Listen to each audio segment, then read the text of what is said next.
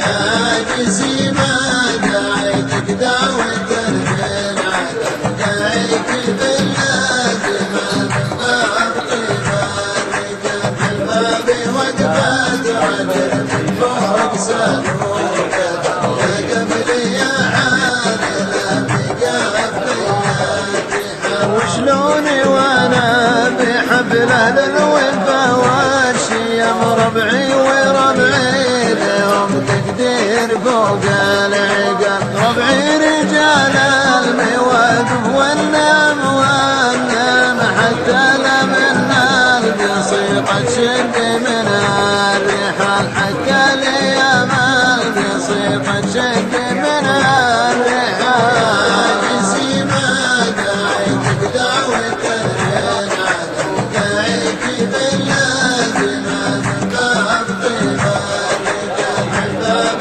وقفت عجل فوق سلوك يا قمري يا حامل بقف بياتها يا حافظين السلوم الطيبة والقيم يلي لفيتوا على الميعاد لا الاحتفال اعداد مادة الغرب ورف العالم وعداد مادة الجب وساق الخيام يا جسيمة دعيتك دعوة العالم دعيك باللازمة من باب طيبانك الحباب وقفت رجل من فوق سلوك يا قبلي يا عالم بقف بياتها وعداد ما في حروف الشعر خط القلم وعداد ما جارت الاشهر والليله يا مرحبا باسم قوم يرثون الكرم ساس الوفا والكرم من ماضيات الليل ساس الوفا والكرم من ماضيات الليل يا جسيمة دعيتك دعوة العالم دعيك باللازمة من باب طيبانك الحباب وقفت رجل من فوق سلوك يا قمري يا حامل بقف بياتها يا مرحبا في محل اعزاز وعيال عم ترحيبة قدرها من فوق رؤوس الجبال على بلال المهيل والنبا والشحم تفضلوا يا رجال الوفا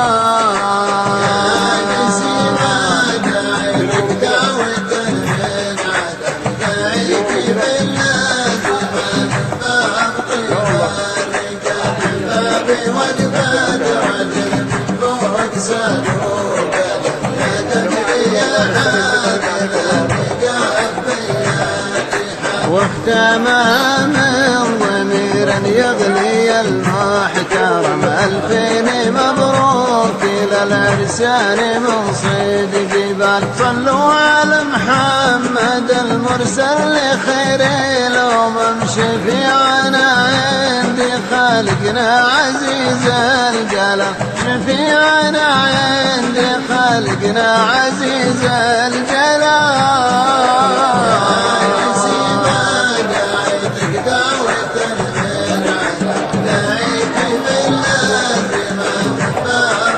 طيبانك الحباب وقفت رجل من فوق سلوك يا قبلي يا حامل بقف بياتها يا قبلي يا حامل بقف بياتها يا قبلي يا حامل بقف بياتها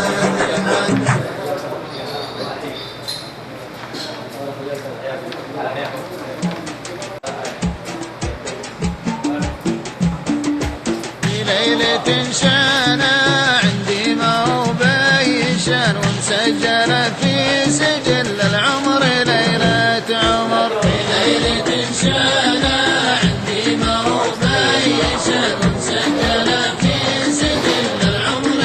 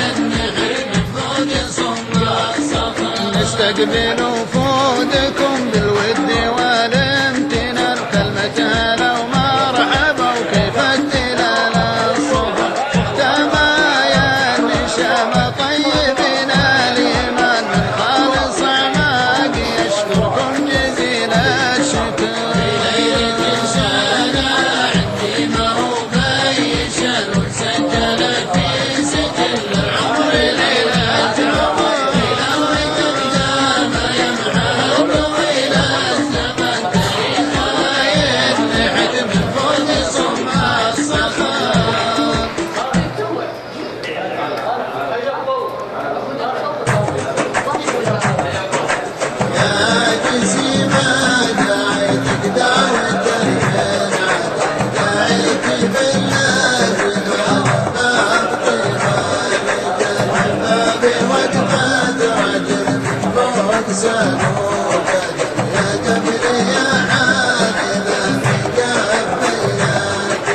وشلوني وانا بحفل اهل الوفا والشيم، ربعي وربعي لهم تقدير فوق العقاب، ربعي رجال المواقف والنعم والنعم، حتى لمنا بصيقة شل من الرحال، حتى ليامال بصيقة شل من الرحال.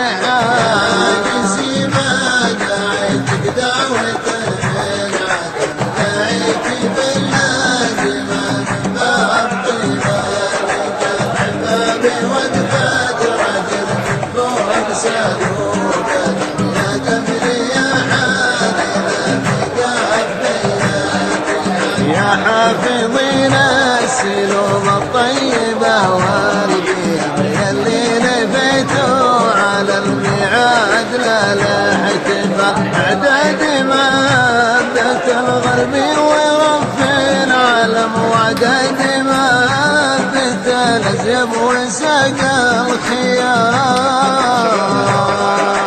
يا جسيمة دعيتك دعوة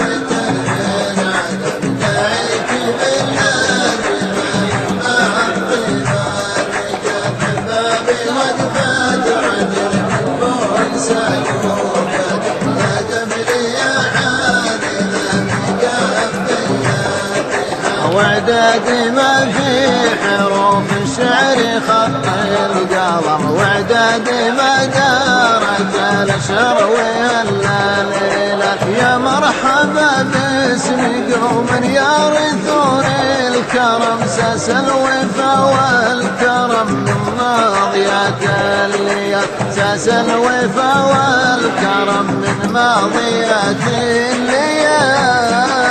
يا جسيمة دعيتك دعوة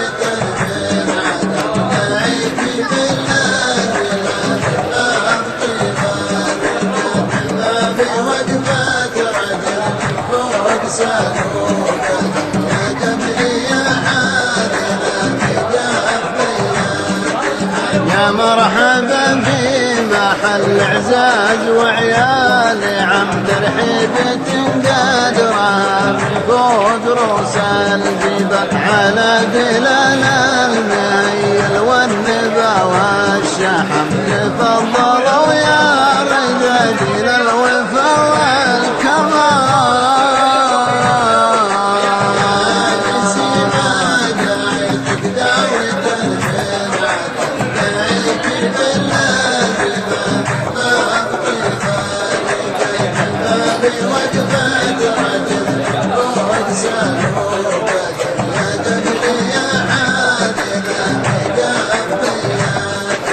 واختمام ضميرا يغلي المحترم، الفين مبروك الى الارسال مصيد جبال، صلوا على محمد المرسل لخير الامم، شفيعنا عند خالقنا عزيز الجلال، شفيعنا عند خالقنا عزيز الجلال.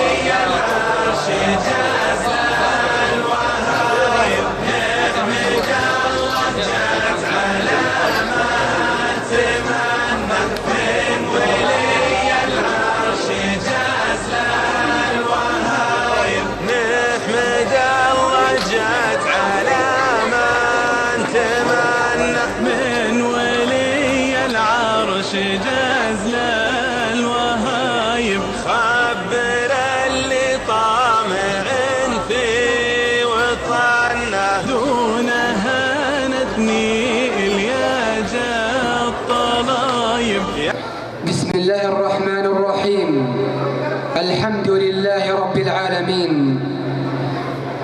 الحمد لله يا من هو للحمد أهل. الحمد لله حمد الشاكرين. الحمد لله الذي أعطى اللسان وعلم البيان وخلق الإنسان. الحمد لله الذي شرع النكاح وحرم السفاح. وصلاة